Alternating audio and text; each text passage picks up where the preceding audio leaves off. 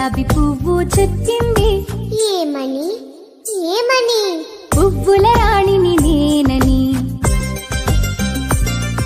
బంతి పువ్వు చెప్పింది. బంగారు